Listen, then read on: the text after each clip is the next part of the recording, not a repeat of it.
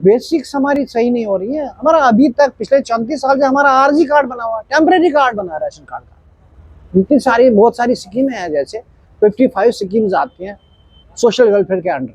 आज तक उसका हमारे लिए उसका कोई इम्प्लीमेंट नहीं करते, ना हमें उसका कि ये लिंगर ऑन पॉलिसी कर रही है government, central government linger on policy कर रही है। और उसमें हमारे नोडल अफसर हैं कमिश्नर साहब, आए दिन कोई ना कोई नया पंगा स्टार्ट करते हैं, जिसकी वजह से हमें परेशान होना पड़ता है। अब देखिए, जब माइग्रेशन हुई थी मैं 27-28 साल का था, आज मैं भी 60 के आसपास में पहुंच गया। कहाँ तक जाएंगे? अब मुझे बताइए कहाँ तक जाएंगे? और मेरी 2 जनरेशन तो खत्म हो गई, अब हमारी बारी आ रही है।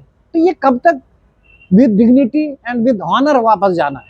हमारे पीएम साहब कश्मीर गए, 2 बार 3 बार गए, लेकिन कभी भी उनने जिक्र नहीं करा। एक बार जब इलेक्शन की बारी थी, उसके आंखों से आंसू तो टपके, लेकिन वो आंसू सही थे या गलत थे उसका हमें नहीं पता। माइग्रेंट कैंप है, यहाँ पर मोदी जी आए हैं क्या? कभी नहीं आए। ये तो ना, अपने लीडरों ने, कम्युनिटी के लीडरों ने, हमारे सेंटर के लीडरों ने, हमारे रीजनल लीडरों ने हमें हमेशा एक इंस्ट्रूमेंट बनाया just to exploit the things और हमारी माइग्रेशन एक्सप्लॉइट करने के लिए। आई एम सॉरी टू से कि अभी तक 34 साल में कुछ नहीं हुआ।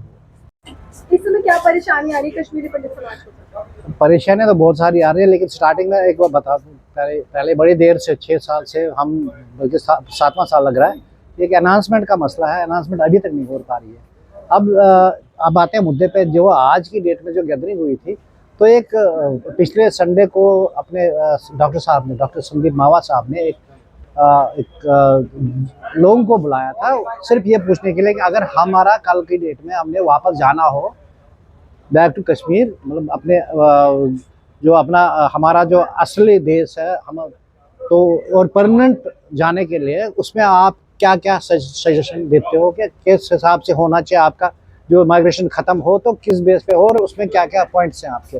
तो उसी बेस पे उनने उसको बुलाया था। वहाँ से मंथन करने के बाद उनके बहुत सारी सजेशंस आ गए जो उन्होंने नोट कर लिए। तो आज उसी के संदर्भ में उन्हें आज प्रेस कॉन्फ्रेंस बुलाई थी।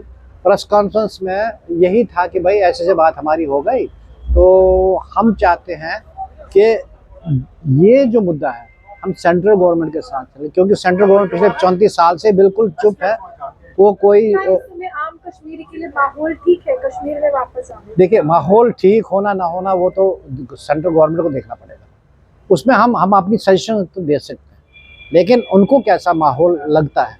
वापसी के अलावा कौन कौन सी परेशानी इस समय आ रही है? हमारी बेसिक्स हमारी सही नहीं हो रही है। हमारा अभी तक पिछले 34 साल से हमारा आरजी कार्ड बना हुआ है, टेम्परेरी कार्ड बना है राशन कार्ड का। इतनी सारी बहुत सारी स्कीमें हैं, जैसे 55 स्कीम्स आती हैं सोशल वेलफेयर के अंडर। आज तक उसका हमारे लिए उसका कोई इम्प्लीमेंट नहीं करते, ना हमें उसका कोई बेनिफिट मिलता है। रिलीफ कमिश्नर कह रहे हैं कि उसका प्रोसेस चल रहा है। इससे पहले भी एक बार प्रोसेस हुआ था, तो बाकी उसका नतीजा टाटा फिश। आप दोबारा कर रहे हैं। एक मसला ये बना हुआ है कि ये लिंगर ऑन पॉलिसी कर रही है government, central government linger on policy कर रही है।